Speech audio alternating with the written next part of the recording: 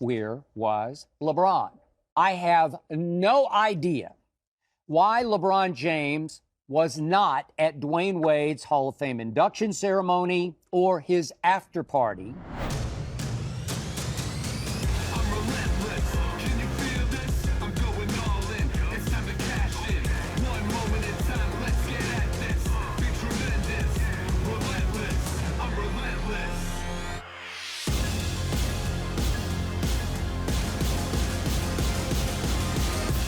Here we go. This is the Skip Bayless Show, episode 76. This, as always, is the Undisputed. Everything I cannot share with you during Undisputed, which, by the way, returns with nuclear force on August 28th. Be there, 9:30 a.m. Eastern on August 28th. But today, I will delve into why LeBron James did not attend Dwyane Wade's Hall of Fame induction ceremony on Saturday. Today, I will tell you how one cowboy door just closed on Ezekiel Elliott and another one just swung wide open on Deuce Vaughn. Today, I will tell you why I find James Harden so offensive. And I do not mean with a basketball in his hands on the perimeter. And today, as always, I will answer several of your probing, provocative questions, including, have I ever been heckled in public? That's a good question. I got a good answer. But first up, as always, it is not to be skipped. I want to be completely clear about this.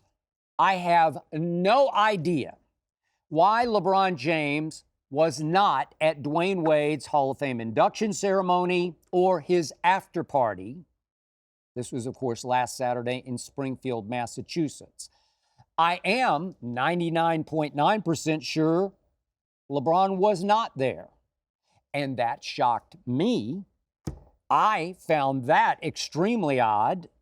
I thought LeBron and D. Wade were extremely close, as in big brother, little brother, close. CP3 was there on Saturday. Melo was there on Saturday. Chris Bosh was there. Pat Riley was there. Everybody was there except for LeBron. Did anybody out there find that weird or bizarre or crazy the way I did? Why wasn't more made out of this? Oh, yeah, that's right. LeBron James is the most protected athlete in the history of sports. So I guess got to sweep that under the carpet and move along. Nothing to see here. Except for me. I'm sorry. I'm going to ask the question, where was LeBron? Now, he was given the final word on the sort of congratulations tape that they played. Dwyane Wade's is previously recorded intro video, featured dozens of sound bites from, you probably saw it, teammates, coaches, his owner, various family members. I get that. LeBron did have the final word, but that was it. There was no in-person LeBron. So did LeBron just have a prior commitment? I mean, come on. This was Dwyane Wade's Hall of Fame induction ceremony.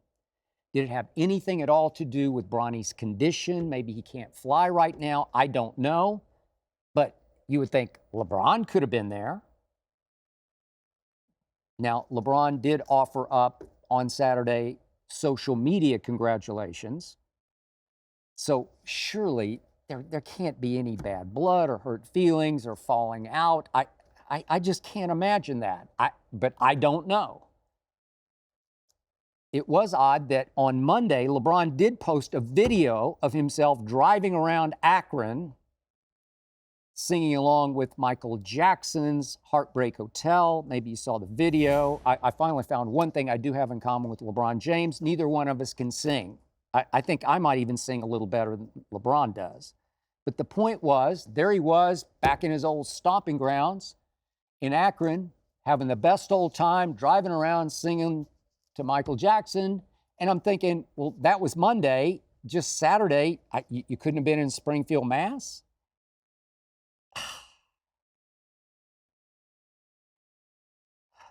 I don't know. It just perplexes me.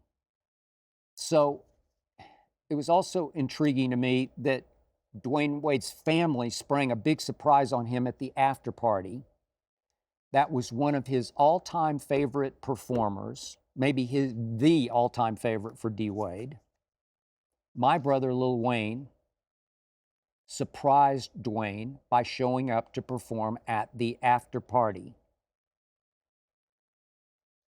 And because Dwyane was so genuinely surprised and touched and blown away by Wayne's presence and performance, Wayne later told me that that performance was so meaningful, so special to him, that it was right up there with any performance he's ever given anywhere in this world. It meant a lot to Wayne to be there because it meant so much to Dwyane to have him there. So I later asked Wayne, did you see LeBron at the after party? Nope, didn't see him. Wayne even said that he and Dwyane Wade took some pictures together kind of backstage at this little club that they were in.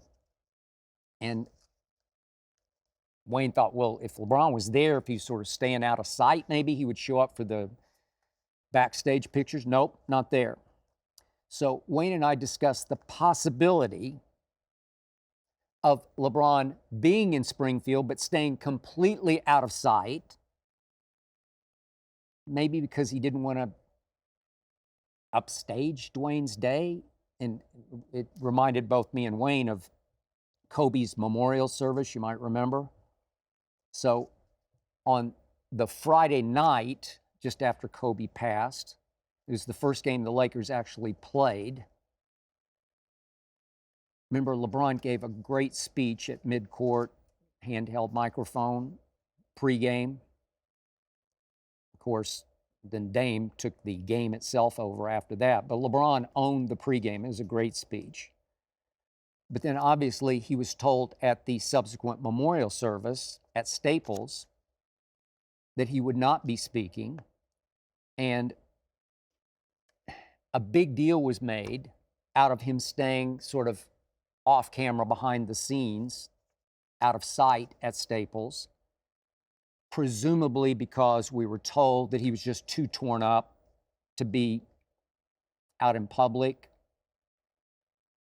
It also might have been because he knew he could not compete with, or compete for the spotlight with the biggest name who was there, a man who was scheduled to speak that day at the memorial service. I'm talking about the greatest player ever, Michael Jeffrey Jordan.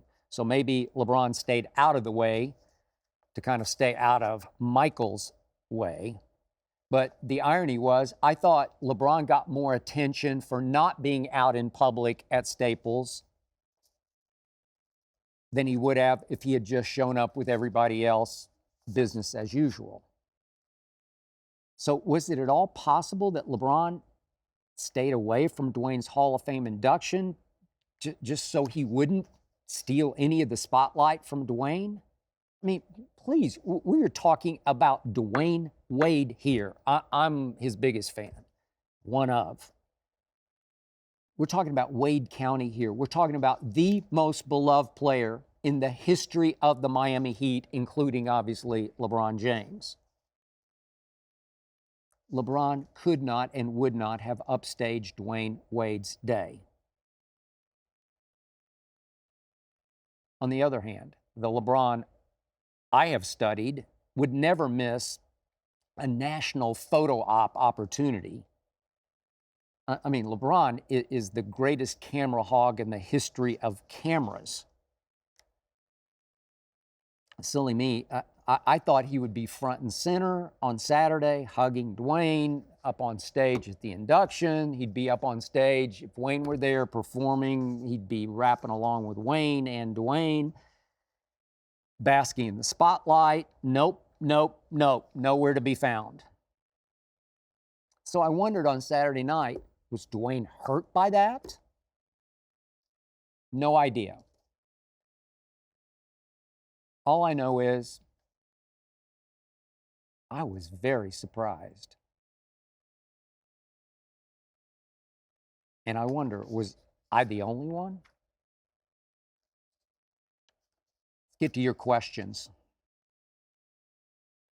Let's get to Asher from Florida, who asks, what is Skip Bayless's biggest fear? Boy, these questions are getting deeper and deeper. Next week, I will answer, what is the meaning of life? Not that I know. Okay, Asher, I do like this question. I'll give you a short term and then a longer term answer. Short term, my biggest fear is that I won't live up to the dream team that Charlie Dixon has provided me for the new Undisputed launching August 28th. Probably jinxed it by calling it a dream team. So be it. It is my dream team, and I just hope I can live up to it. Longer term, my biggest fear has always been that I will die without maximizing the talent God gave me on TV, on podcasts, writing books, writing screenplays. By the way, I am now to the final scene of the screenplay I am currently writing. Hope to finish it tomorrow. Let's see if I can get anyone to make it. I'm pretty sure it's very controversial. So here we go again. It's going to be it'll have to be another God thing. Now for a word on my Dallas Cowboys. Obviously, the biggest news of the week was a Cowboy tie to now the Patriots. Ezekiel Elliott has now been signed by the New England Patriots by Bill Belichick out of desperation. His lead back is obviously Ramondre Stevenson. I was a big fan of his when he played for my Oklahoma Sooners. But right now, behind Ramondre is next to nobody. Zeke was signed as depth. I'll say it again about Zeke. I was his biggest fan, certainly his rookie year, but that was by far his best year. That was his one and only great year, during which he literally carried my Dallas Cowboys all the way to the 1 seed in the NFC. And his stats went consistently down as he suffered the fate of what I call Earl Campbell syndrome. He just took too many hits too quickly. He used up his hits in the National Football League. You've heard of shot fighters, just taking too many punches. You've heard of cauliflower ear in boxing. To me, Zeke is a shot back. He's just died for too many Cowboy causes over these 7 years. I don't think he has much left. I will not miss him. I will not fear him when New England comes to play at Dallas. I think it's October 21st. I will not fear Zeke. I'm sure he'll suck it up and give whatever he has left to give. But as I said in the open, as one door closes, another swings wide open, because I first guessed Deuce Vaughn. You can second guess me and say I'm overreacting. You can say I'm jinxing. You can say I'm damning young Deuce with fame praise, not faint praise, but fame praise, because I'm already predicting fame for this little big man. Deuce Vaughn is 5'5", listed at 176 pounds. when you see the practice tape, the camp tape of him out at practice, he looks like a peewee football player playing with grown men. But I first guessed it. The moment they took him in the 6th round, I tweeted, they just stole Deuce Vaughn. I am the biggest fan. I am the biggest believer. I know I just saw one preseason game, only the first one, but I saw special. I'm going way out to the end of the limb to tell you I saw catalyst. I saw spark plug. I saw fire starter. I saw key play, big play, playmaker, because I've seen it for the last 3 years at Kansas State. I watched a whole lot of Kansas State. Unfortunately, I watched a whole lot of Kansas State against my Oklahoma Sooners. And little Deuce got loose against my Sooners again and again and again. All he did was produce against my Sooners, against the Big 12, against everybody he played, including Alabama in last year's bowl game. They could not contain Deuce from getting loose. He's a very gifted little football player. He is dynamite in a very small package that works. I'm not saying he's going to beat out Tony Pollard because Tony Pollard made the Pro Bowl last year. Tony Pollard had a breakout season. Tony Pollard is the realest deal. Tony Pollard has some jets.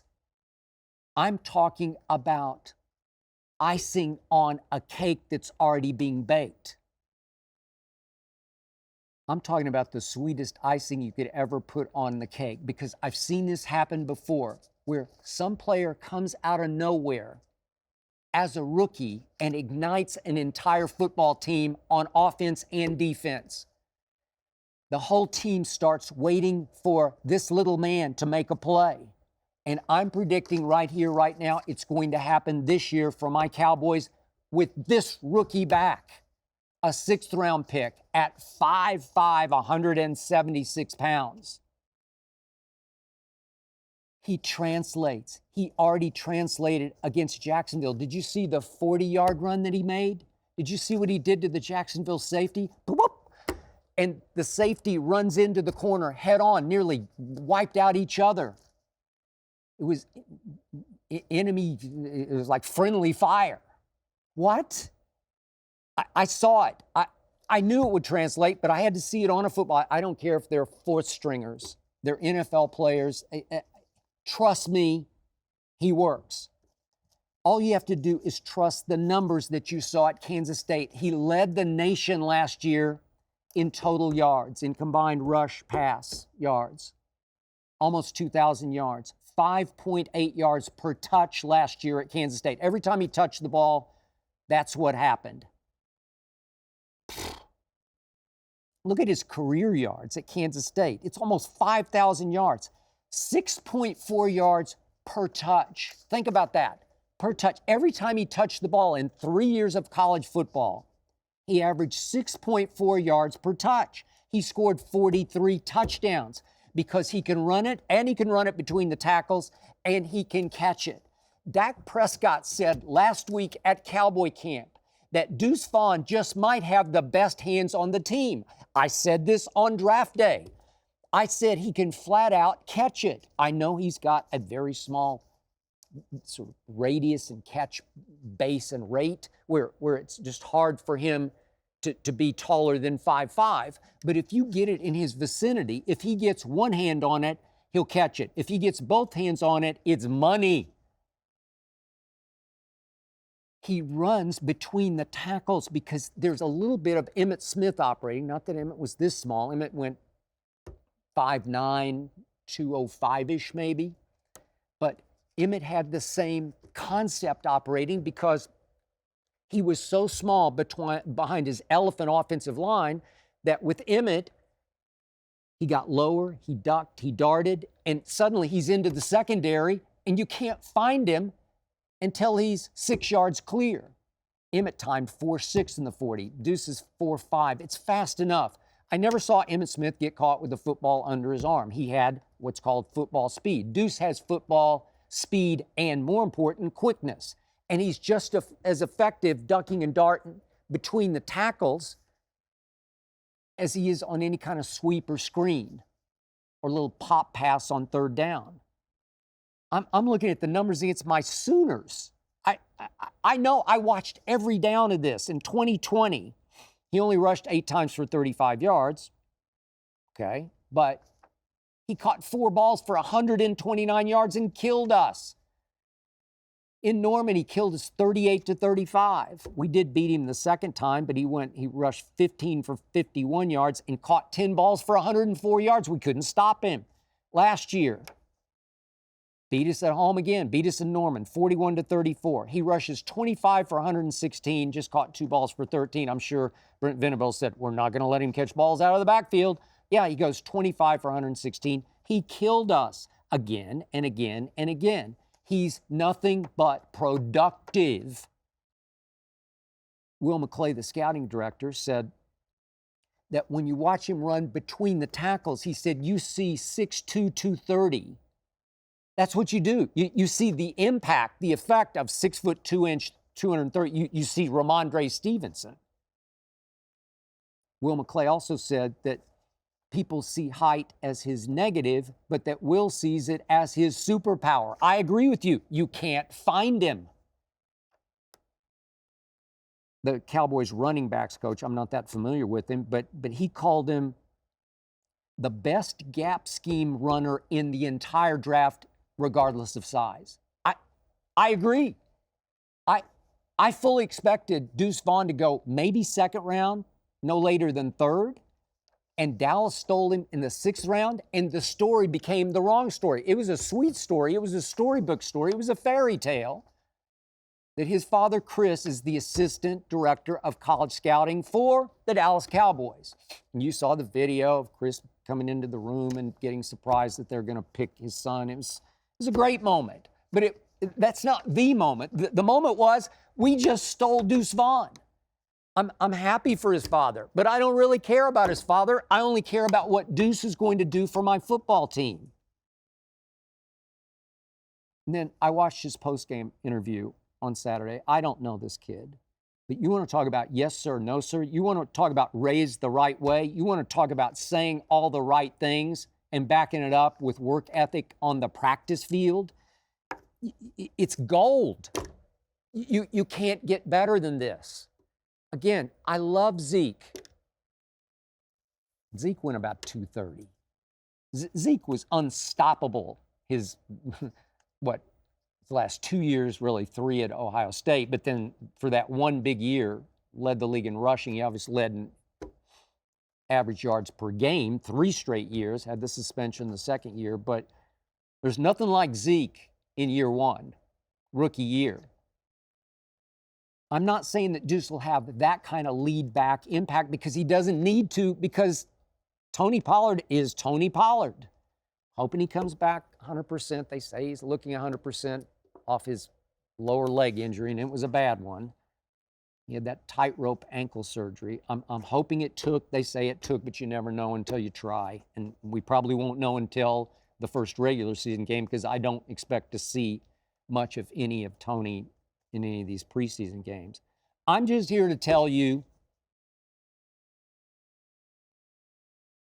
I'm not going to miss Ezekiel Elliott, and I do wish him well. This is Caleb from Baltimore. Do you ever get nervous before a podcast or Undisputed show? Good question. Caleb, I don't. I get anxious. I get keyed up. I get way amped up. I get locked in. I get intense, probably too intense. I get excited, probably overly excited. Live TV is about preparation, concentration, and extreme energy. So I'm ready to come out of my chair as soon as that red light I'm looking at right now comes on. I often need a seat belt on Undisputed. I guess you could say I get good nervous, but I do not get nervous. This is Chase from Champaign, Illinois. Have you ever had a fan heckle you in public? And if so, how did you handle it? That's a very good question. Chase, I have not. Honestly, I have not. You can ask my wife, Ernestine. She's been out in public with me many times over the 18 years we've been together. Nobody has ever trash talked me or yelled at me or cursed at me out in public. Not one time. Now, people will say, hey, why are you so hard on LeBron? Or sometimes they'll say, sorry, but I just despise the Dallas Cowboys. But nothing ugly. It's all in good spirit. I do these receiving lines after road shows. Hope to do more of them since we've gotten through our pandemic. We've never had an incident. I've done dozens of these roadshow receiving lines where I'll talk to, 100+ people. Never had an incident. Maybe I will at some point, but I haven't yet. I know the internet says I'm a really bad guy. I know the internet says that millions of people out there hate me, but I haven't run into any of them in public, or maybe I should say they haven't run after me or run at me or run into me. Not yet. Maybe we're talking here about keyboard courage. Maybe they do hate me, but they're so surprised and happy that I'm actually talking to them because I'm happy to talk to everybody. Maybe they just melt. Maybe they lose their keyboard courage in my presence. I don't know. But Chase, nobody has ever heckled me, and if they did, I would just laugh it off and move along. This is Jamie from Dallas who asks, at this point, would you rather build your team around James Harden or Kyrie Irving? Ugh. Talk about lesser of two intangible evils. The obvious answer to that question is neither. Both to me have very low leadership intangibles. I think that's pretty obvious. Both are obviously all-time great players, both first ballot Hall of Famers. I don't even need to state that. I will say this, James Harden is the slightly better career basketball player. He's just slightly better because he's 3 inches taller at 6'5", better passer. He's led the league in assists twice, including this past year. He's the better rebounder, better defender, did lead the league in steals. Prime James Harden was right there with Kyrie as a shot maker, a shot creator, and beyond Kyrie as a free throw taker, because in the history of this league, no guard has ever gotten to the free throw line the way James used to get to the free throw line. None. No, ever. Both these guys can be clutch in regular season games because, trust me, James used to destroy my Spurs when they were still the Spurs. Used to destroy them and make big, great late shots. I'm talking about regular season. Obviously, Kyrie has been far more clutch in the postseason, including the game-winning shot that he hit for LeBron in Game 7 against Golden State. I mean, James has won an MVP, Kyrie has not. If you look, just go look it up. Look at basketballreference.com and just scan down all that James has done, how high he's finished in so many categories. Kyrie's never won any of those categories. James, a little better all-around career basketball player. But right now, if you forced me, I'd have to build my team around Kyrie. For one, he's just in much better shape. James Harden is almost 34, going on 44. Kyrie is 31 going on 31. He stays in very good shape. Body looks good. Wind looks good. Looks like he can last a while in this league. I'm not so sure about James. So I'll just give you my white guy from Oklahoma City perspective here. I grew up, I wanted to be James Harden before there was a James Harden. I wanted to be Kyrie before there was a Kyrie. But James, that's, man, again, Pete Maravich was my idol at that point because it's all I had to work with. Both James and Pete, 6 feet 5 inches tall. Pete, I've told you before, he was just a magician with the basketball. So is James. Maybe not as flashy, splashy as Pete was, but I've never seen anything like James Harden. So I'm coming at this with that white guy overachiever mentality and point of view. But James Harden has come to the point where he offends everything I'm made of. He offends everything I believe in. He's in sorry shape. He loves his nightlife. It's fine if you stay in shape, but he doesn't. He obviously eats with no conscience. He quit his way out of Houston, as you know, quit his way out of Brooklyn, as you know, and now it looks like he's preparing to quit his way out of Philadelphia because he now wants to play for the Clippers. Can you just imagine? Two things. James Harden in Los Angeles and La La Land in Hollywood for half the season. Heaven help the Clippers if that ever comes to pass. Can you imagine James reunited with Russ, as in Russell Westbrook? Another guy with low intangibles to me, as in winning intangibles. Another guy who's a poor jump shooter who has often led the league in turnovers. Can you imagine those two repaired, obviously as babies in the NBA? They were teammates on the Oklahoma City Thunder, speaking of my hometown. Man, it's from bad to worse. And by the way, I do hear about Kawhi. It's why I loved Kawhi from the start. He's my kind of guy. He is an overachiever. I'm hearing Kawhi is in the lab like crazy, still trying to rehab his knee, but nobody works harder than Kawhi. He just doesn't put it on social. I heard from an insider the other day who watched a Kawhi workout.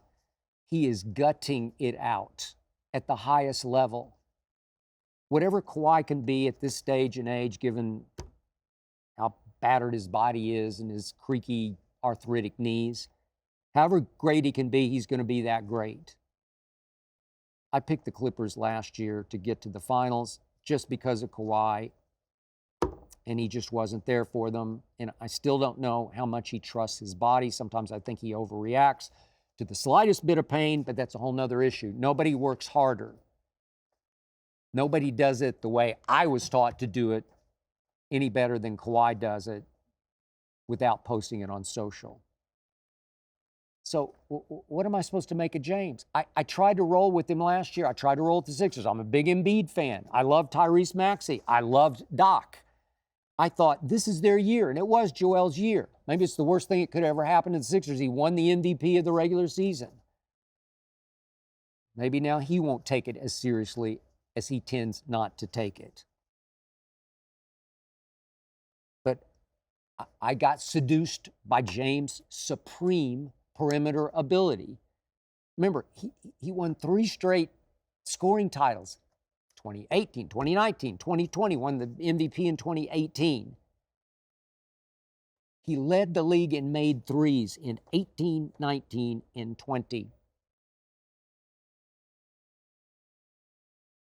He led in steals in 2020. He's an 86% free throw shooter. He's led in free throw attempts 7 times in his career. Led the whole league in free throw attempts 7 times. 15 and 16, he led the whole league in minutes played, so you can't say he's jaking it. You can't say, you can condemn Kawhi for load managing. James wasn't load managing in 15 and 16. 4 times in his career, he's averaged 8+ rebounds. That'll work, man. That'll work. So last year, I plunged. I got sucked in. I fell into the trap. I picked the Sixers to win the East. Right on schedule. Joel gets hurt in the first round of the playoffs, and he never was right, wearing a brace on his knee. Something's always wrong with James. It's a hamstring, or it's attitude or something, or he's unhappy with Doc, or something's always wrong. Terrible loser intangibles. Yet, he led the league in assists last year for the second time. Helped have Joel, but look at his numbers from last year. 21, 11, and 6. That'll work. In a vacuum, if I said 21, 11, 6, you say, I'm there. I buy. I'll take it. Remember what he did? Game 1 at Boston, he scores 45 points. Seduced you. Right back into being a Harden fan. Game 4, remember that in Philly? 42 points. But I added up the other 5 games and averaged them out, and he scored an average of 14 points in the other 5 games. 14, so he goes 45, 42, and then in 5 games, other than those 2, averages 14, including a grand total of 9 points in Game 7. 9 points in Game 7. He no-showed. But you look at his playoff legacy, his resume, and it's potholed with no-shows. They're everywhere. You can't trust him. I'm sorry. Daryl Morey, GM of the Sixers, he's a smart guy. I've been around him. He's Mr. MIT conference speaker. He is still seduced because he is still so intrigued by James's next level stats because they're just sensational. Subtle MIT impact. But one day, Daryl Morey is going to regret that he bet on James' intangibles. Cannot be trusted.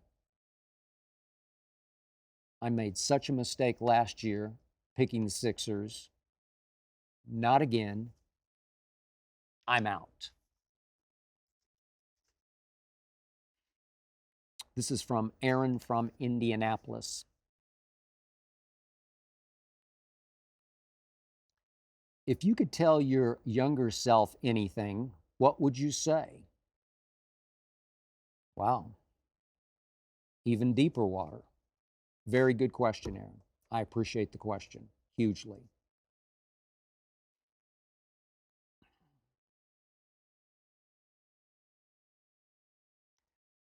Obviously, this is a hypothetical, but if I could go back in time and talk to my younger self, especially my high school self, I would tell my younger self, trust the talent God gave you. Especially as you go forward, trust your TV talent. Don't doubt it. Don't second guess it. Trust it. Remember, I was the oldest of 3 kids by 2 years. Did not have a big brother or a big sister to show me the way and the ropes. Both of my parents had big, bad, serious alcohol issues. My home was broken early on. Neither of my parents ever encouraged me. Neither of my parents ever told me I was any good at anything. So it took me a long time to realize, oh, wait, maybe I can do this. I went through a lot of soul searching. I went through a lot of sleepless nights because I just wasn't sure what I was working with. If I could go back now, I could save myself a lot of anguish, a lot of sleepless nights, if I could just say, you're okay. Trust it. This is from Scott from Cherry Hill, New Jersey. Power rank your top 5 favorite TV shows of all time. Wow. Well, that kind of narrows it down, doesn't it? So this is a tricky one for me because right away I'm thinking, so do HBO and Paramount Plus, do they count as TV shows? Is that what we're watching on HBO? Do series on HBO and other networks cable networks count as TV shows? My producer, Tyler Korn, assures me absolutely they do. Okay. So, the first of these two are very personal to me, and you can laugh at me if you want, and that's fine. This is my power ranking. Number one on my list, it just has to be. It's very old school. Maybe you don't know it. If you don't, you should. You should go watch it. It's I Love Lucy. Why is it so dear to my heart? Because it's my wife Ernestine's all-time favorite show, because she is Lucy Ricardo in real life. I live with Lucy Ricardo. I live with I Love Lucy, and I do love Lucy, as in Ernestine. She's got all kinds of Lucy paraphernalia. She's got Lucy pillows on the bed. She's got Lucy pictures on the wall. Lucille Ball is pretty much her idol. So how can I not say I love Lucy? And by the way, the chemistry on that show between Lucille Ball and Ricky Ricardo is the greatest ever between a TV husband and wife. Trust me on this. If you haven't ever watched it, you can call it up now. It's the beauty of what we have today. You can just call it up on demand wherever it's on. I'm sure Amazon Prime. We still watch it. And if you start, you won't be able to stop. You'll watch 4 or 5, and then you'll say, maybe I should watch some more. They still work today. They still hold up. They are still very funny. Number 2, this is also personal. I've told you this before. It's Jeopardy. Is Jeopardy a TV show? I know it's a game show, but doesn't it qualify as a TV show? We watch 5 a week. We tape them. We watch them either Friday or Saturday, depending on my sports schedule. Friday night or Saturday night, we watch Jeopardy, and we do play against each other, and it's been our thing for 18 years. So how can I not put it top 5? Because I got it number 2. Number 3, speaking of HBO and series, this is just me, it's The Sopranos. I mean, Tony Soprano, played by James Gandolfini, was the single most compelling character in the history of television. I dare you to find me a better one. I'm talking about compelling. I'm talking about absorbing. I'm talking about riveting, where you just can't take your eyes off the screen. I watched every single minute of The Sopranos all the way home to Don't Stop Believin'. Number 4.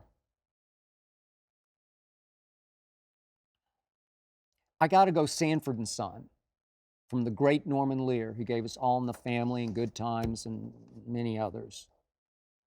But I could go home tonight and watch 10 straight Sanford and Son. Sometimes I do this, and be wildly entertained. A lot of laugh out loud. You know why? Because it's smart, funny. And Red Fox simply owned that stage. Can't take your eyes off him. Number 5's tricky for me. I'll give you a couple of near misses, but understand, I love Taylor Sheridan. I'm a big fan. We got hooked on Yellowstone. I know it's kind of fallen apart now between Kevin Costner and Taylor Sheridan. Taylor did 1883 and 1923, and I love them even more than I love Yellowstone, but they felt more like movies, so I'm not going to qualify them for my TV list.